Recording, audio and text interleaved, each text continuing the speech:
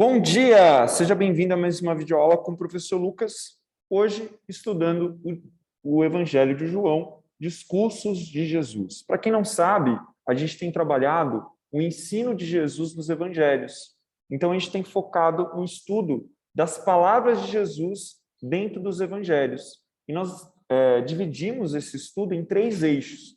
Os sermãos, que nós analisamos 5 sermãos de Mateus, nós já fizemos esse eixo. Quem não assistiu, tem lá na playlist no YouTube, se entrar a Igreja Metodista de Ribeirão Preto, da Central de Ribeirão Preto, vai lá, você lá na playlist tem todas essas aulas sobre os sermãos do Evangelho de Mateus. Depois nós estudamos as 50 parábolas dos sinóticos, né? Mateus, Marcos e Lucas. Nós estudamos todas as 50 parábolas e, por último, estamos no último eixo, que são chamados discursos de Jesus. Por quê? Não sei se vocês sabem, o Evangelho de João é um evangelho que não tem nem parábolas e nem sermãos. Ele é um evangelho que ele não é considerado um sinótico, ou seja, que não usou um material, não usou o mesmo material para seu desenvolvimento. Então, Mateus, Marcos e Lucas, você vê que ele usou um material base que é compartilhável, por isso que você tem passagens tão próximas. Já o Evangelho de João, como é um evangelho mais tardio, alguns vão dizer que o Evangelho de João foi escrito depois de 70 depois de Cristo, alguns vão falar que é mais tardio, é dos anos de 96, 98, ele usa um material próprio, até porque o Evangelho de João é um evangelho mais teológico, é um evangelho que quer demonstrar Jesus como Deus, como Messias e como Filho de Deus, como a gente viu na primeira aula de João 1, no prólogo, né? Quando você vai lá ver de João 1 ao 15, ele vai mostrar o objetivo do Evangelho, tá? Por isso que a gente está estudando especificamente o Evangelho de João, separadamente dos outros evangelhos. E a gente está já na 10ª semana, a gente já estudou todos esses discursos de Jesus, porque são discursos, não começa no formato de um sermão, ele começa sempre no formato de uma pergunta. Alguém vem e traz uma pergunta para Jesus e Jesus responde. E normalmente, como que ele é construído? Jesus faz um milagre, Jesus faz uma realização, e alguém questiona isso a Jesus. E aí você vê um discurso, um longo discurso, onde Jesus faz desse sinal um apontamento dele como Filho de Deus, como o próprio Deus, como o Filho do Homem, o enviado. Então, sempre é esse formato que você vê nos 13 primeiros capítulos, os 12 primeiros capítulos de João. Na segunda parte do Evangelho de João, capítulo 13 em diante, a gente já vai ver um discurso de despedida de Jesus, que é um discurso onde ele fala agora diretamente para o Messias. E é agora que a gente entrou nisso. A gente entrou nessa segunda parte na aula passada com o pastor César, onde ele começou a falar sobre o discurso de despedida, e aqui do capítulo 13 até o capítulo 17, a gente vai falar sobre esse discurso de despedida, tá bom? Então, estamos na 10ª semana, no conjunto 2 discursos, em João 13, do 31 ao 35, o tema é Novo Mandamento. Então, eu convido vocês a abrirem as suas Bíblias em João 13, do 31 ao 35. Vamos ler rapidamente. João 13, do 31 ao 35. Eu estou usando aqui a Almeida Revista e Atualizada, tá?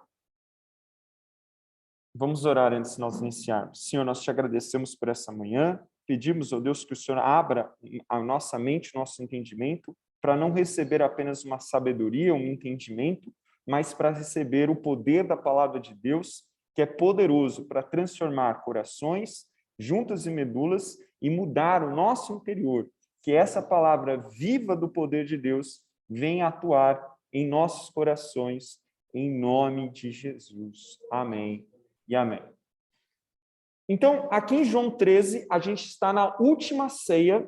Jesus já tinha lavado os pés dos apóstolos, Jesus já tinha ceado com os apóstolos, e nessa ceia onde ele está comendo, ele anuncia que um dos 12 ia traí-lo. E ele dizia que aquele que ele colocasse a mão junto, que desse o pão com água, um bocado que eles falam, esse iria traí-lo. Os 12 discípulos não tinham entendido isso, porque ele fala isso e no meio da ceia ele faz esse sinal. E aí, ao ele dar esse bocado, esse pão para Judas, ele fala, vai e faz o que é o seu papel. E Judas sai e vai vender aí Jesus por 30 moedas de ouro para o sumo sacerdote. E é nesse momento que ele continua o seu discurso, após o discurso de lavar os pés, Jesus entra para fazer esse discurso aqui. Ele diz o seguinte, quando ele saiu, quem saiu? Judas. Disse Jesus, agora foi glorificado o Filho do Homem, e Deus foi glorificado nele. Se Deus foi glorificado nele, também Deus o glorificará nele mesmo, e glorificá-lo-á imediatamente. Outras traduções dizem, posteriormente logo irá glorificá-lo. Algumas falam, logo irá glorificá-lo. Então, ele fala no futuro. Né? Filhinhos, ainda que por pouco estou convosco, buscar-me-eis. É o que eu disse aos judeus, também agora vos digo a vós outros. Para onde eu vou, vós não podereis ir. Novo mandamento vos dou, que vos amei uns aos outros, assim como eu vos amei, que também vos ame uns aos outros. Nisto conhecerão que todos que sois meus discípulos, se tiverdes amor uns aos outros. Até aqui. Então vamos lá. A primeira coisa que a gente tem que entender é a estrutura do Evangelho de João. Do 1 ao 12, como eu já tinha dito, a estrutura é Jesus faz um milagre, Jesus faz um sinal, alguém questiona ele desse sinal e Jesus traz um sermão. Exemplo, quando Jesus alimenta a população com pão, lembra? E aí ele vai e viaja para o outro lado do mar da Galileia. E aí o que acontece? O povo vai atrás dele porque ele quer comer pão. E Jesus fala isso para eles. E ele fala que vocês tinham que crer, porque ele era o pão da vida. E aí eles começam a questionar Jesus, que os pais deles comeram um pão no deserto, e quem é ele para dizer sobre o pão? E aí Jesus fala que ele é o pão da vida. Ali é um exemplo, Jesus fez o sinal, as pessoas vão atrás dele, questionam ele, e aí Jesus traz um longo discurso. Isso está lá em João 6. Então, geralmente, é sempre assim.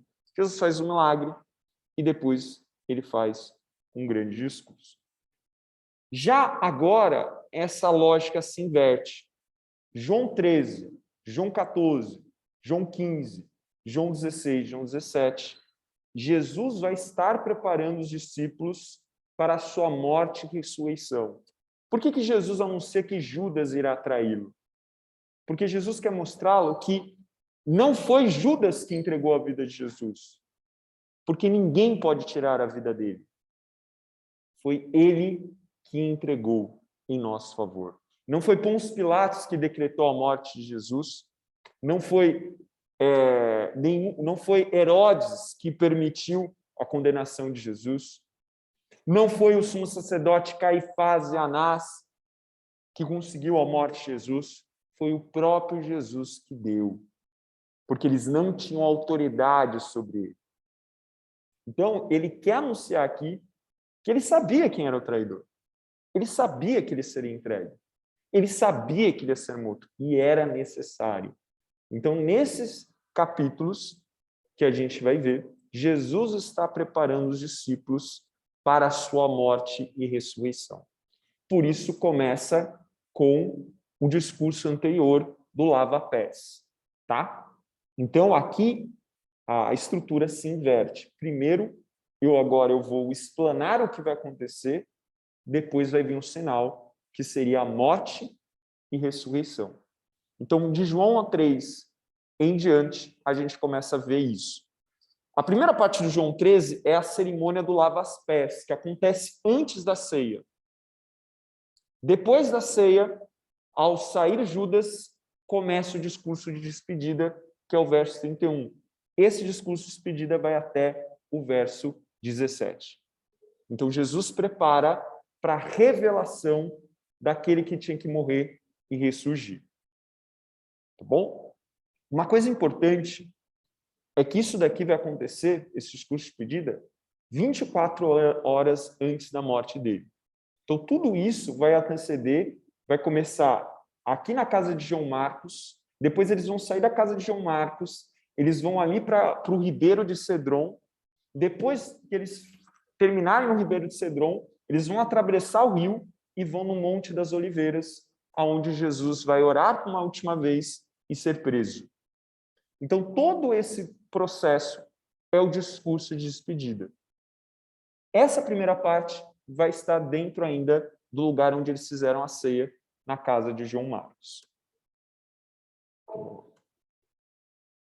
Aqui, pessoal, para quem não sabe, essa casa que você vê aqui embaixo é a casa de João Marcos, da mãe de João Marcos, dos pais. Aqui é a parte da frente, né, uma casa grande, próximo do Templo de Jerusalém. Então, é uma família rica. Você entrava por a porta, você teria um átrio. Nesse átrio, você teria a parte de baixo da casa. Nessa parte aqui, você teria a parte residencial da casa. E aqui do lado seria a parte de serviço da casa. E aí teria do lado esquerdo uma escada que daria para o segundo andar, aonde, por isso que a Bíblia chama de cenáculo. Esse segundo andar, essa parte de cima, seria toda a planta da casa em um só cômodo, aonde eles faziam reuniões, né? Geralmente as festas, era celebrado eventos de festas judaicas. Aqui Jesus reserva para a sua última ceia com os discípulos. Então é aqui dentro, nessa imagem, nessa terceira imagem, que eles estão reunidos no cenáculo. Aqui só estão os discípulos. Existem pessoas servindo eles, que provavelmente era o dono da casa, era o pai de João Marcos, mas aqui só estão os 12 e Jesus. Tá? E aí, esse momento que você vê, o Evangelho de João está relatando a última ceia. Só que perceba que o Evangelho de João é o único evangelho que não relata a ceia. Ele não relata a ceia. Mateus relata a ceia, Marcos relata a ceia, Lucas relata a ceia. João não relata. João relata a cerimônia de lava-pés e o discurso pós-ceia, mas ele não relata a ceia. Por quê? Aí alguns vão falar, porque João era contra o sacramento da ceia. Não. João já tinha falado sobre a ceia lá no Evangelho de João, no capítulo 6, quando ele fala do pão da viva. Né? Quando Jesus fala, se vocês não comerem da minha carne e do meu sangue, não entrariam no reino dos céus. Então, ali já está uma clara alusão de que Jesus representa a ceia. Então, por que João não relatou a ceia? Para não ser redundante. Porque o foco do Evangelho de João é revelar Jesus como Filho de Deus. Então, o foco de João aqui é revelar o que Jesus ia fazer na cruz, para deixar claro para aqueles cristãos que Jesus não era apenas o Messias, não era apenas uma força que alguns falavam, ele era uma força, um íon, ele não. Ele era o Filho de Deus, ele era o próprio Deus, ele era o Filho do homem. É esse o objetivo de João. Então, por isso que não há necessidade de falar novamente para a ceia, mas sim dar foco daquilo que os outros evangelhos não deram, que é esse discurso de despedida, que ele inteiro só tem no Evangelho de João. Então, ele traz um material diferente dos outros. Tá? Essa ceia, geralmente a ceia da Páscoa, lembra que a Páscoa é uma festa de 7 dias, e ela sempre tem que terminar no dia 15 do mês de Nissan. O mês de Nissan seria mais ou menos entre abril e março para a gente. É um mês judaico, o calendário judaico é diferente do calendário romano. Tá? Então, o mês de Nissan é o mês que eles comemoram a Páscoa, e a Páscoa sempre, o último dia da Páscoa, tem que terminar no dia 15 de Nissan. que é o mês de abril e março. Então, a ceia eles comemoravam na virada do dia 14 para o dia 15. Lembra que o tempo judeu não é o tempo romano, ou seja, o dia acaba às 6 horas da tarde. Então, provavelmente, a ceia está sendo celebrada nos primeiros, no começo da primeira madrugada para eles, que é após as 6 da manhã do dia 14 e as primeiras horas do dia 15. Tá? Então, eles vão celebrar nessa virada entre dia 14 e dia 15, ou seja, entre a quinta e a sexta-feira, a ceia. E percebe que o texto, se você começar a pegar lá no João 13, ele fala que isso aconteceu antes da ceia. Aí o pessoal fala que, então, João está falando que a ceia não foi entre o dia 14 para o 15, mas entre o 13 e o 14. Mas o que ele está relatando ali que antes da Páscoa, ele está falando da cerimônia do lava-pés. Então, provavelmente, a cerimônia do lava-pés aconteceu antes do entardecer. Então, primeiro ele lava os pés, ainda no dia 14, e após anoitecer, eles celebram a Páscoa no dia 15.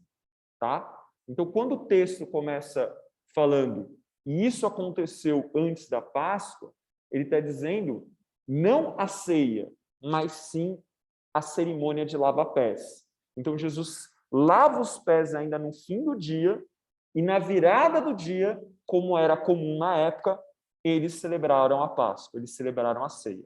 Então, o discurso de Jesus acontece após eles celebrarem a ceia e Judas sair no dia 15, no começo daquilo que eles chamam de dia para o judeu, que é após 6 horas da tarde.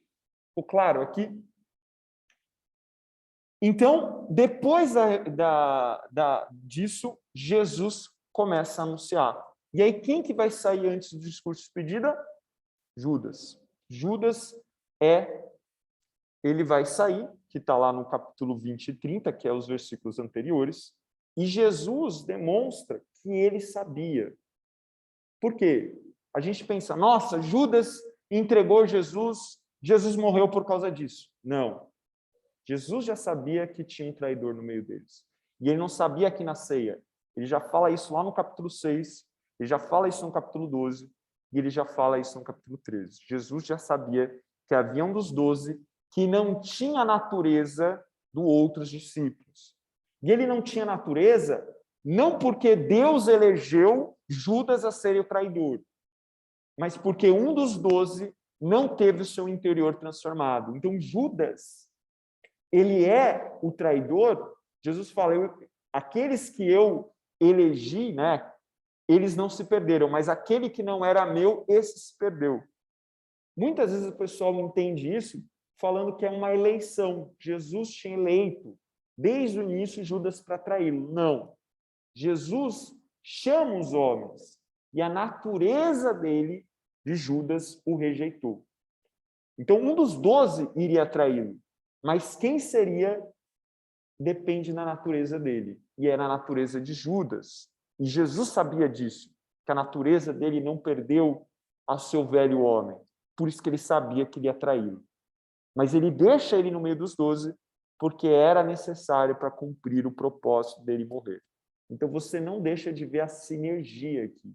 O que é a sinergia? Deus chama a todos, cabe você respondê-lo. Você tem a capacidade de responder, como você tem a capacidade de rejeitar.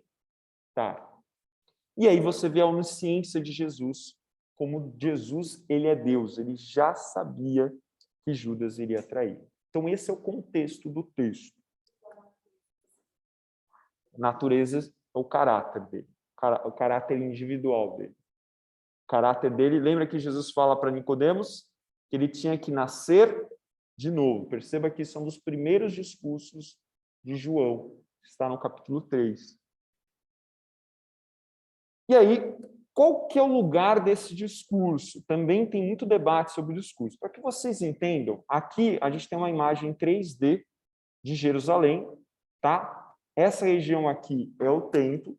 Eles estavam provavelmente em alguma rua perto do templo, tá? E eles estão celebrando a ceia aqui. Quando Jesus terminar esse discurso de despedida aqui, está lá no capítulo 14, verso 31, eles vão sair daqui e vão para essa região aqui. Está vendo essa região aqui? Essa região aqui tem o rio Cídron. Esse rio, ele forma um vale, chamado Vale do Cídron. Então, após o discurso na ceia, do capítulo 13, esse discurso vai acabar lá no capítulo 14, verso 31, e diz, e eles saíram de lá. Eles saíram para onde? Eles vão sair de Jerusalém e vão para essa área que é aqui mais próximo, que é o chamado Vale do Cídron. E eles estão do lado esquerdo do vale. Eles estão nessa área que é uma horta, uma área fechada, onde Jesus vai fazer o discurso do capítulo 15 e do capítulo 16 e do capítulo 17. Do 15 ao 16, eles estão em direção a essa área. No 17, eles já chegaram nesse vale, que é onde Jesus faz a oração sacerdotal. Ao terminar a oração sacerdotal, ele vai atravessar o Vale do Cídron, que é onde fica essa parte aqui, que é chamado o Monte das Oliveiras.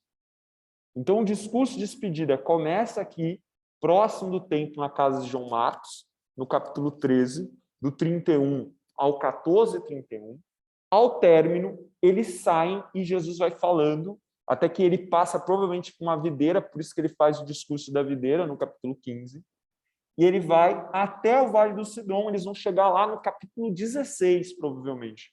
No 17, ele faz a oração sacerdotal aqui já no vale, numa horta, e eles falam, desse lugar, eles saem e atravessam a área do Cedron. Essa área que ele atravessa, a área de Cedron, é a região do Monte das Oliveiras, ou a Bíblia fala a área de Quirrom. É o mesmo lugar, é a Monte das Oliveiras, aonde Jesus vai ser preso. O discurso acaba no capítulo 17, quando ele atravessa o Vale do Cedron. E aí, ele está no Monte das Oliveiras, onde ele vai ser preso. Tá? Então, o discurso começa aqui e vai terminar aqui no Monte das Oliveiras. Nesse capítulo específico, eles ainda vão continuar em Jerusalém, tá? Mas é esse caminho que a gente vai ver no discurso de despedida. Então, 13 e 14, João Marcos, 15, 16, 17, indo para o Vale do Cedron, chegando no Vale do Cedron no capítulo 17, no capítulo 18, Jesus atravessa o Vale do Cedron, vai para o Monte das Oliveiras, aonde ali ele é preso. É esse o caminho que a gente vai ver sobre o discurso de despedida. Isso acontece na própria sexta. E aí ele vai ser crucificado ainda na própria sexta. Antes do entardecer, no meio, às 3 horas, né?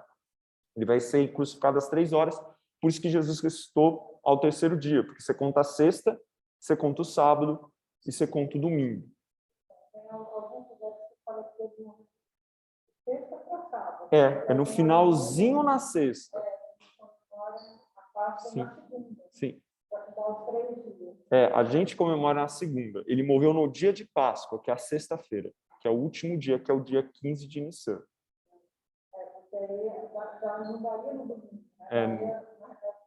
Se a gente fizer essa contagem romana de 24 horas, mas é a contagem judaica. Ele morreu antes das 6. Daí seria o primeiro dia. Segundo dia, terceiro dia. Por isso que é importante. Lembra que ele morre provavelmente às 3 horas. Ele fala que até o dia anoiteceu mais cedo. Fechou o tempo, né? Então ele morre antes da virada do sábado. Por isso que seria 3 dias na contagem judaica. E por que teria que ser 3 dias? Vocês sabem? Porque depois de 3 dias, para o judeu, na cultura judaica, o espírito já não estaria mais próximo do corpo, então não teria como ele voltar por causas naturais. Por isso que ele fala ao 3º dia. Ou seja, para ficar claro que foi Deus que o ressuscitou. Por isso que ele fala ao 3º dia. E por isso que ele fala que em 3 dias ele faria o templo de volta. Por quê? Porque em 3 dias o templo agora é Jesus, e Jesus, pelo seu sangue, nos liga ao Pai, por isso que ele é um caminho. E agora nós nos tornamos, pelo sangue de Jesus, os novos templos de Deus. Por isso que nós somos templos do Espírito Santo. Por isso que não existe mais templo sagrado na cultura cristã. O templo sagrado somos nós. E lembra, o véu se rasgou. Cuidado quando você ouve, vamos entrar no Santo do Santo. Eu sempre pensei, mas a gente não está? O sangue de Jesus não foi derramado? Não está consumado? Então, cuidado dessas expressões. Assim, é claro que a música quer dizer um lugar de oração, de intimidade, mas cuidado para não fazer algo, né, que não é. Nós já estamos na presença de Deus o tempo inteiro, porque o sangue dele está sobre nós. Tá? E aí, finalmente, a gente entra no texto.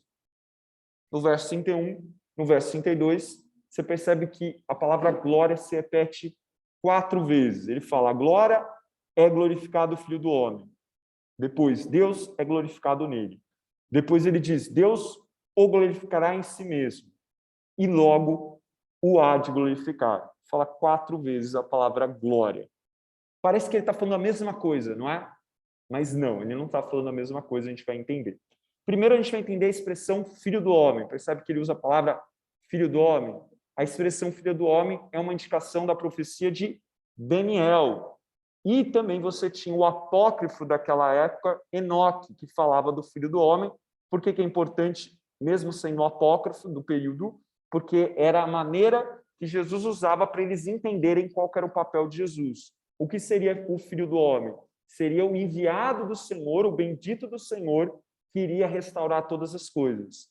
Mas muitas vezes eles entendiam o Filho do Homem, o bendito do Senhor, que traria o reino dos céus, que traria o fim ao último império daquela imagem que Daniel falou, que era o último império, seria o império de ferro, que seria Roma, que ele traria o reino dos céus, o Filho do Homem, mas eles entendiam muitas vezes o Filho do Homem como alguém que viesse como Moisés, como Davi, de maneira política, de maneira de um novo governo. E Jesus quer apontar a figura do Filho do Homem, não aquele que veio em armas, não aquele que vem derrubar um Estado, mas aquele que vem morrer no nosso lugar. Então, ele usa a figura aqui do Filho do Homem para reforçar a ideia que o Filho do Homem não vai vir na glória humana, mas vai vir como Isaías aponta como servo sofredor. Então, ele usa essa palavra, glória, porque ele está remetendo a Isaías 49:3, para trazer a ideia do Filho do Homem. Não é só aquele que vai derrubar o último império, não só aquele que vai trazer o reino de Deus, não só aquele que vai trazer a restauração a todas as coisas, mas ele vai fazer isso como Isaías descreve, como servo sofredor, como aquele que vai morrer em nosso lugar. Então ele vai associar a figura do Filho do Homem com aquele servo sofredor. Isso acontece várias vezes no Evangelho, aqui fica a parte mais clara. Então, ele quer mostrar para os judeus, olha, eu sou o Filho do Homem. Mas o Filho do Homem não vai vir como vocês imaginam. Ele vai vir para sofrer, ele vai vir para a glória. Ou seja, a primeira expressão aqui, agora é glorificado o Filho do Homem, significa agora é glorificado o Filho do Homem. Como que ele é glorificado? Se você continuar lendo o texto de Isaías, ele vai ser crucificado. Ele é o filho sofredor, ele é o servo sofredor. Então, a primeira característica da glória de Jesus é como que o Filho do Homem glorifica. Como ele é glorificado? Crucificado, morrendo em nosso lugar, sendo o servo sofredor.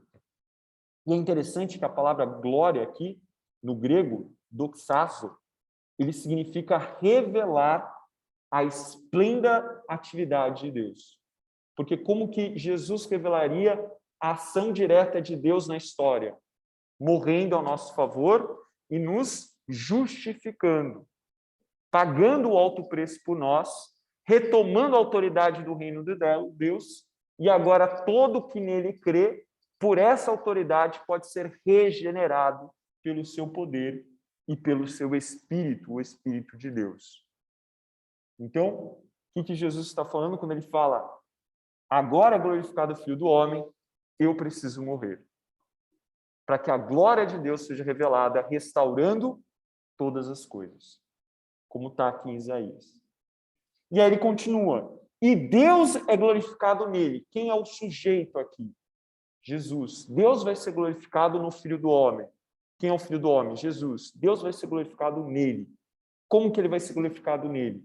por obediência. Como diz lá em Isaías 53, 7, e esse texto, é esse trecho que é tirado da Bíblia judaica, que eu falei, não é Isaías 55, é Isaías 53. Eles tiram essa primeira porção do texto, porque se você ler, você se converte na hora. Diz assim: ele foi maltratado, humilhado, torturado, contudo, não abriu a boca, agiu como um cordeiro levado ao matador. E ele continua falando sobre a cruz que ele teria que carregar. A morte é a morte de madeiro. Então, por que agora Deus é glorificado nele? Porque como um cordeiro, Jesus vai aceitar o seu papel sem gritar, sem chorar. Ele vai aceitar o seu fardo, ele vai obedecer. Não só a cruz, mas desde o início. Lembra que ele passa pela tentação, lembra que ele é tentado toda a sua vida e por todas as tentações ele resistiu até o fim. E até no momento mais duro, quando ele está no Monte das Oliveiras, no Getsemane, ele ora ao Senhor, dizendo: se possível, afaste-me esse cálice, mas seja feita a vossa vontade. Nesse momento, ele soa sangue, tamanha a dor dele. Ali você vê como que Jesus ele é 100% homem e 100% Deus. Porque o homem tem algo intrínseco, que é o desejo por sobreviver. E até esse desejo mais intrínseco do ser humano, ele superou. Mas que seja feita a vossa vontade, não a minha. Por isso que ele soa sangue. Ele sabe o que estava esperando por ele. Por quê? Porque ele é um cordeiro. Então, Cristo seria glorificado nele, porque ele seria... Deus seria glorificado em Cristo, porque ele seria obediente. E ele continua. E Deus glorificará a si mesmo. Por que ele glorificará a si mesmo com o Filho do Homem? Porque ele vai vencer. Porque Cristo, ao morrer, ele vence por toda a humanidade. Ele vence todo o domínio do pecado que dominava a humanidade. Ele vence toda a morte eterna que dominava a humanidade. Ou seja, Deus é glorificado em Cristo, porque na ressurreição, Cristo restaura todas as coisas e assenta no trono novamente. A autoridade não está mais sobre a mão do diabo, está sobre ele, e agora todas as coisas estão restauradas. Pessoal, Jesus não vai reinar quando ele vir a segunda vez. Jesus já reina. O reino dele não é deste mundo. Jesus fala: o meu reino não é deste mundo. Quando perguntam sobre o reino, Jesus fala: o meu reino, vocês dirão, está ali, aqui, mas ele não é visível, porque ele já está no meio de vós. O reino de Deus já iniciou, e ele inicia quando ele morre, porque o seu trono não é feito de pedra ou ouro, é feito de madeira e sangue. Então, Deus é glorificado em Cristo, porque nele todas as coisas são feitas novas. Ele restaura todas as coisas, como João já anunciava no capítulo 1. O Verbo se fez carne, habitou entre nós, cheio de graça e verdade, e vimos a sua glória, a glória do unigênito do Pai. Que glória é essa? A glória de Deus restaurar todas as coisas. E aí ele fala uma última característica da glória, e logo há de glorificar, porque ele vai ressurgir. Então ele fala: agora é glorificado o Filho do Homem, porque ele tem que morrer. Ele fala: Deus é glorificado nele, por causa da sua obediência. Ele fala: e Deus glorificará a si mesmo, porque todas as coisas serão restauradas nele. E ele conclui: logo há de glorificar. Porque ele vai morrer, mas ele vai ficar... A morte vai detê-lo? Não, ele vai ressurgir. Como diz lá em Filipenses, por isso Deus também exaltou sobrenomiamente a mais elevada posição e lhe deu um nome que está acima de qualquer outro nome. Por quê? Porque ele morreu e ressuscitou, e agora tudo está debaixo dos seus pés. E todo aquele que nele crê, por isso ele dá autoridade para ser filho de Deus, e como filho de Deus nós temos a mesma autoridade que ele, se for do seu propósito, entende? O mesmo poder que ressurgiu dos mortos é o mesmo poder que cada um de nós carregamos na crença do Filho de Deus. É o mesmo poder. O Criador está sobre nós. E é esse poder que nós temos que ter esperança. Que esse poder, ele é suficiente para regenerar todas as parcelas da nossa vida. E aí a gente entra na segunda parte do texto, quando Jesus fala, filhinhos, ainda por um pouco estou convosco. A expressão filhinhos é muito comum em qual livro do Novo Testamento? Livro de João, 1 João. A palavra filhinhos ela é falada 7 vezes. Mas tirando o livro de João, a única vez que é usada a palavra filhinhos é aqui em João. E é a única vez que Jesus usa essa expressão, que é tecna. E por que Jesus usa? Porque ao término da ceia, o chefe da família faz uma oração por toda a família. Então Jesus usa a expressão filhinhos, mostrando que ele é o cabeça, não só o cabeça do pai, mas ele é o cabeça da igreja. E agora o seu discurso é como um discurso de um pai para a sua família. Então ele usa essa expressão para eles entenderem que é a bênção daquele que é o cabeça dessa família, dessa nova comunidade, que agora Israel não é formado mais para aqueles que são descendentes de Abraão, mas aqueles que creem em Jesus, e Jesus dá uma última oração, um último discurso para essa nova família. Então ele é o chefe dessa família. Então essa expressão filhinhos é como a expressão de um pai falando para filhos após a ceia. E aí, ele diz que vocês não vão poder me procurar, como os judeus não puderam, como eu já falei. Lembra que ele fala isso? Né? Por que ele fala isso? Jesus já tinha falado isso no capítulo 7. Ele diz assim, ainda por pouco estou convosco, vós me buscareis, como dito os judeus. Para onde eu vou, não pode ir. Eu vou-lo digo também agora. A diferença é que quando ele fala isso no capítulo 7, ele fala para os religiosos. Até os religiosos falam, para onde você vai? Para o inferno? Você vai se suicidar? Então, porque nós não poderemos encontrar. Quando Jesus fala isso aos religiosos, ele está dizendo sobre o quê? Sobre a morte eterna. Eles não vão conseguir encontrar Jesus porque eles não iam crer ele como filho do homem, como Jesus, como Messias. Então, agora vocês podem me encontrar, mas vocês não vão conseguir mais. Por quê? Porque eles não iriam crer. E não crendo em Jesus, eles perecem eternamente. Mas aos discípulos, ele não quer dizer isso. Aos discípulos, ele quer dizer o que Jesus está avisando? Eu não vou estar com vocês daqui a pouco, porque eu vou morrer. Mas depois vocês vão me encontrar. Ou seja, Jesus aqui ele está anunciando o quê? Que ele vai morrer e vai ressuscitar. Então, no caso dos discípulos, ele está se referindo à proximidade da sua morte e da sua volta. Diferente do capítulo 7, que ele estava falando da falta de crença daqueles religiosos. Então, ainda que o próprio Jesus fala, assim como eu disse aos judeus, mas não é a mesma situação. Tá? Na situação dos religiosos é porque eles não criam, na situação dos discípulos é porque ele estava orientando que iria morrer e depois ressuscitar. E que nesse momento que ele não estivesse ali com eles, eles tinham que o quê? Esperar nele. E preste atenção que eles esquecem tudo isso, né? Eles ficam desesperados. E aí depois Jesus vai ter que ressurreto lembrar tudo aquilo que ele já tinha anunciado. Aí eles começam a acreditar. Lembra em Maús que Jesus começa a explicar e seus corações começam a aquecer? Eles começam a relembrar tudo aquilo que Jesus já tinha preparado eles. Mas na hora do desespero, na hora da dificuldade, eles esquecem, como a gente. Muitas vezes, na hora do desespero, a gente perde a nossa fé. E aí a gente entra na última porção do texto, que é a principal, que é um novo mandamento, que é o tema dessa aula, que diz que vos ameis uns aos outros como eu vos amei a vós, que também vós uns aos outros vos amem.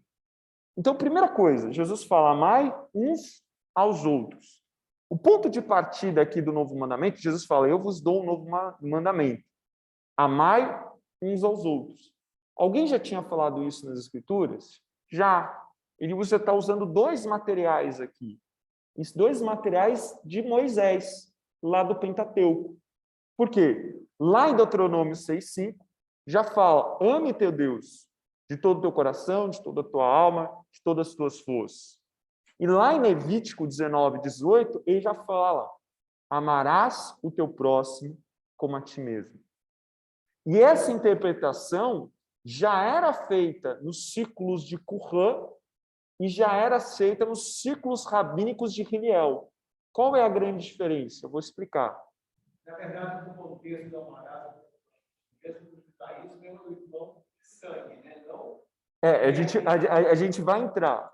Por que é um novo mandamento? Se é um material mosaico, se já havia a interpretação de amar o teu próximo como a ti mesmo e amar o teu Deus de todo o teu coração, Deuteronômio, Levítico, se essa interpretação já era usada no grupo de Qumran, que era uma religião do século I, como também numa das escolas farisaicas, que era de Hillel. Lembra que tem duas grandes escolas, a de Hillel e a de Shammai. A de Hillel é o avô de Gamaliel. Gamaliel é o professor de Paulo.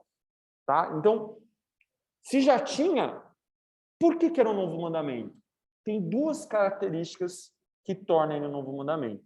A primeira é, como eu vos amei. Ame uns aos outros como eu vos amei. E aí, é muito legal o que os escritores do Novo Testamento vão fazer. Porque havia duas expressões para amor no grego. Na verdade, havia mais, mas as mais usuais era philos e eros. O eros é o amor entre o homem e a mulher, e o philos é o amor de amizade, só que é um amor de reciprocidade.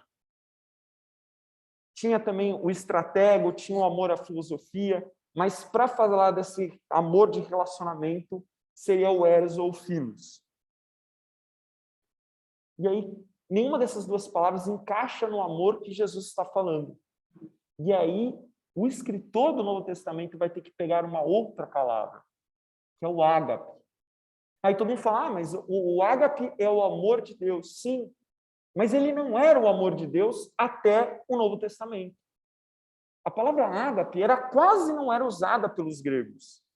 E quando era usada, era um sinônimo ou de eros ou de philos. Por isso que o escritor do Novo Testamento procura o novo vocábulo.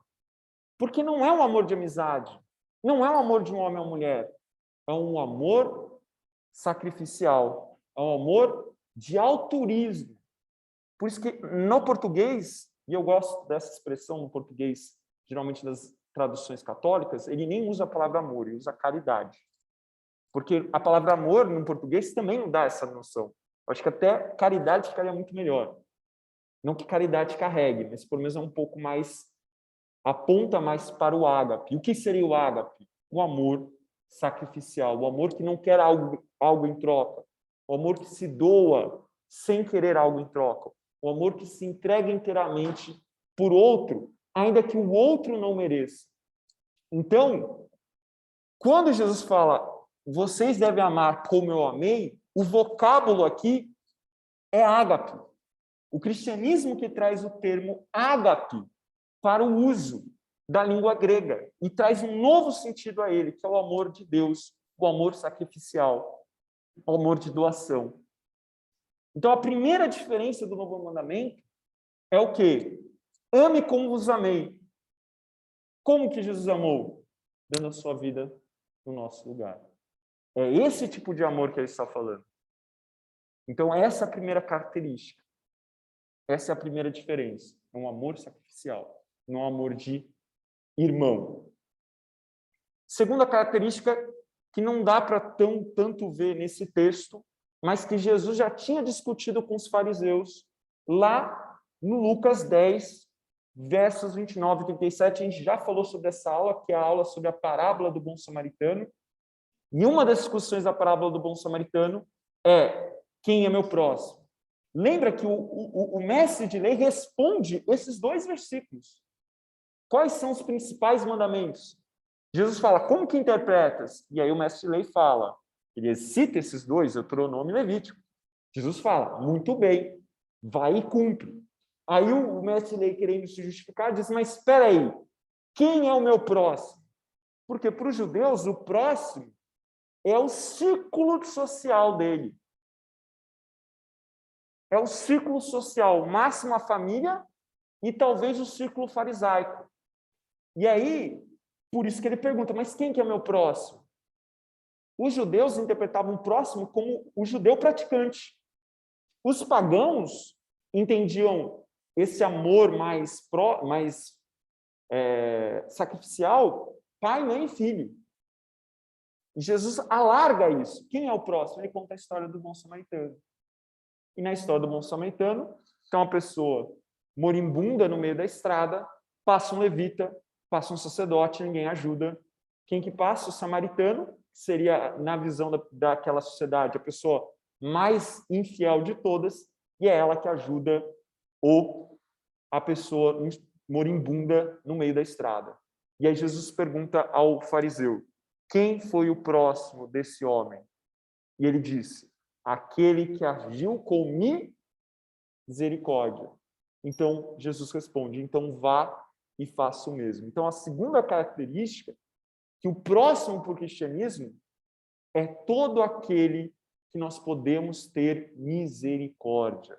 Porque assim como Deus tem misericórdia de nós temos que ter misericórdia das pessoas.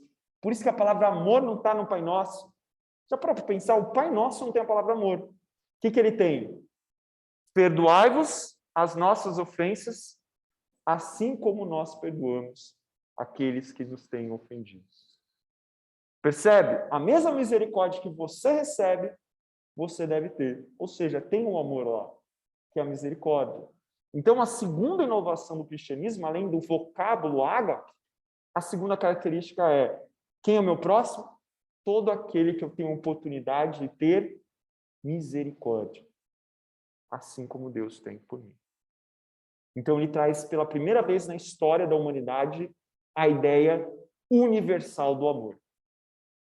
Isso, essa universalidade do amor, vai fundamentar o direito ocidental. Isso vai fundamentar o direito ocidental, onde todos são iguais, todos são criados por Deus e todos devem ter seus direitos individuais protegidos. Só isso. Isso vai revolucionar a história da humanidade. Então, por isso que é o novo mandamento, por essas duas características. Tanto pela palavra ágape, amor sacrificial, como, segunda característica, quem que eu tenho esse amor ágape? Quem? Todos. Todos que eu tiver a oportunidade de ter misericórdia. Por isso que é um novo mandamento. Por isso que é revolucionário. E aí a gente chega no último versículo para nós concluirmos, que eu creio que eu esteja chegando no final do meu tempo, que é Jesus diz, e todos os homens conhecerão que sois os meus discípulos se amarvos uns aos outros. Ou seja, como que o cristianismo vence nessa terra? Com reis, com poderosos. Deus pode usar os reis poderosos, mas é assim que a gente vence nessa terra? Com o amor sacrificial. Sem esse amor, a nossa igreja não tem serventia nenhuma. Por isso que Jesus diz lá em Mateus 5,16, que vós sois luz desse mundo, e que as suas luzes venha resplandecer as obras diante do Pai, para que as pessoas podem glorificar o seu nome. Olha só, essa ideia do amor é tão revolucionária que é isso que faz o cristianismo ser uma igreja do Oriente Médio. O que é uma igreja do Oriente Médio? É ter uma religião da periferia, da periferia, da periferia, da periferia, da periferia, tomando o mundo inteiro. O Paul Venn fala que essa ideia do amor, do Deus que ama e do cristão que ama, é isso que fez a religião cristã ser muito mais superior que qualquer religião pagã. Essa ideia do amor de Deus por nós e do amor do cristão para o outro que fez o cristianismo sobrepor todas as outras religiões pagãs e nenhuma outra mais sequer ameaçar o cristianismo. E toda religião que vem em sequência tem que trazer esses elementos. Até o mundo usa a palavra amor. Ela tem que usar a palavra amor, que é o amor cristão, ainda que não é mais o amor cristão, é o amor secular, mas isso é outra aula. O Polveni diz, o cristianismo era uma religião do amor. O amor é o desenvolvimento, além de tudo, ligado à família. Então, o amor no mundo pagão era desenvolvido ligado à família, mas o amor cristão é para todos. Então, isso revoluciona. E essa misericórdia infinita que Deus se apaixona pela sorte da humanidade torna a religião cristã tão superior às outras. Isso está lá na obra Quando o Mundo se Tornou Cristão, do historiador Polveni, na página 41, é o capítulo 3 da obra. Ele fala só sobre o cristianismo, porque o cristianismo superou o paganismo. O segundo item que ele trabalha nesse capítulo é por causa do amor. Então, quando nós cristãos amamos uns aos outros com amor sacrificial, com todo aquele que nós podemos, nós revolucionamos a história da humanidade. Como os cristãos mudaram na época de Roma e depois da Idade Média. E eu trago um outro trecho agora do Hornet, que está lá no livro História da Cidadania. É uma organização do Jaime Pinsky, mas o capítulo 4 ele fala sobre a cidadania cristã, que o autor é o Hornet. E ele diz o seguinte, por que o cristianismo avançou dentro do Império Romano, mesmo sendo perseguido, mesmo sendo morto, mesmo sendo destruído pela violência dos imperadores? Como ele conseguiu? Ele falou que o segredo do avanço do cristianismo era o amor. E que amor? O amor de dar socorro, o amor de dar suporte, o amor de dar apoio, o amor de dar direção. A igreja cristã era como um grande salgueiro aonde a sua sombra protegia a todos. Aqui está o trecho. Quando alguém cai doente, pode contar com suas visitas regulares. Até nas melhores dos casos, encontrava um lugar tranquilo para se recuperar. Na hora dos interrogatórios das autoridades, cristãos se dão mutuamente apoio moral. Procuravam ativar sua coragem por ocasião de atitudes de hospitalidades por parte dos grupos e indivíduos e há um serviço de visita aos presos. Em certos casos, amparo psicológico para os desesperados que tentam suicídio. Assim, a comunidade cristã local vira, nos dizeres de Hermes, as cartas do pastor Hermes, que é um material da igreja primitiva, um zagueiro que protege muita gente, cristãos pagãos, na amplitude da sua sombra.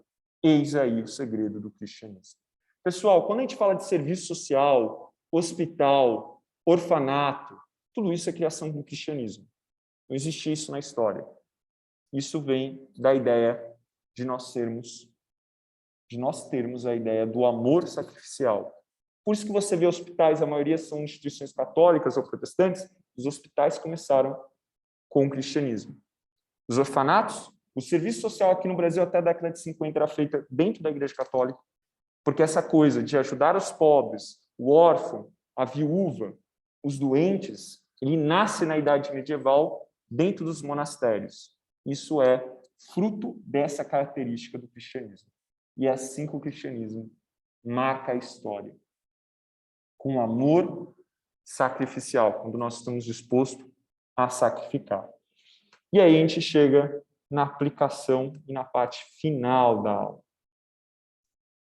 Tenho minutos? Quantos minutos eu tenho? 11 e 4. Então, tenho 10 minutos. Isso. Não vou usar todos eles. E aí, eu está errado aqui, perdão, né? De que maneira está escrito de forma errada, mas de que maneira estamos refletindo a nossa vida, propósito e papel? A primeira coisa que a gente tem que refletir. Porque lá em João 31, 32, Jesus refletia toda a glória de Deus. Será que nós temos refletido toda a glória de Deus na nossa vida? No nosso propósito e papel? Será que as pessoas, nas nossas ações, nas nossas reações, nas nossas expressões, podem haver Cristo? E se não podem, o que a gente pode fazer? O que a gente precisa ser transformado? Será que as minhas ações estão sendo boas, mas às vezes as minhas reações, o que as minhas reações? Alguma coisa que você não tinha planejado não deu certo. Alguma pessoa fala uma palavra mal feita para você, e aí você responde. O seu pai, sua mãe, seu namorado, sua esposa fala algo, você vai e responde, você briga. Como que têm sido as nossas ações e reações? Porque ações é mais fácil prever, mas as reações é muito difícil. Será que a gente tem resplandecido? Se não, o que nós podemos fazer para tentar mudar isso? Será que entendemos a medida do amor de Cristo no vocábulo agapel, que é ágape? Será que a gente entende que é o amor sacrificial? Por quê? Porque muita gente ouve falar hoje de fazer justiça. Ah, eu quero meu direito. Ah, eu quero fazer justiça. Será que Jesus veio para o mundo para fazer justiça para ele ou para morrer em nosso lugar para nós sermos justificados? Se ele morreu em nosso lugar para ser justificados, será que nós temos que fazer justiça? Ou será que não é importante ser certo e se doar para o outro? Isso eu falo com uma pessoa que gosta de sempre estar certo, que é um grande problema. Então é melhor, às vezes, a gente não estar certo, ou não importa quem está certo. O importante é o outro. Ah, mas ele pensa diferente. Não importa. Deus atua no seu amor para com todos. Então, a gente tem que entender por inteiro o amor ágape. Ah, mas eu estou sendo perseguido e injustiçado. Amém. Resplandeça essa injustiça e essa perseguição com amor. Porque é esse o nosso papel. Ah, é difícil. Não é fácil. Jesus não disse que a cruz era algo leve. Lembra, o símbolo do cristianismo é uma cruz. A cruz não é algo bonito. A cruz não é algo confortável. Algo doloroso. Mas essa dor tem muito mais peso de glória na eternidade. E ele continua. Estamos tendo a mesma misericórdia que Deus tem conosco? Cara, toda vez que eu me olho no espelho, eu vejo, nossa, Deus ama muito. Ama muito, muito, muito, muito mesmo. Porque eu vejo milhões de falhas todos os instantes. Será que o mesmo amor que Deus tem quando a gente se olha no espelho, a gente tem para os outros?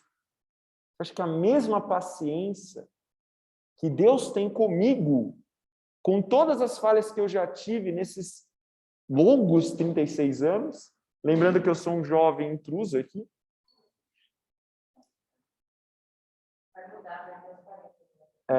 Não, é a classe, eu estou aqui por causa que é a classe do Romo. Então pode. Né, Romo? Você me autoriza.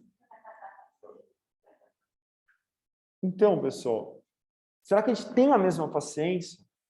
Então, sempre quando a gente for ver, por exemplo, eu vejo com meus alunos, nosso professor, às vezes eles são imaturos, mas eles têm 15 anos.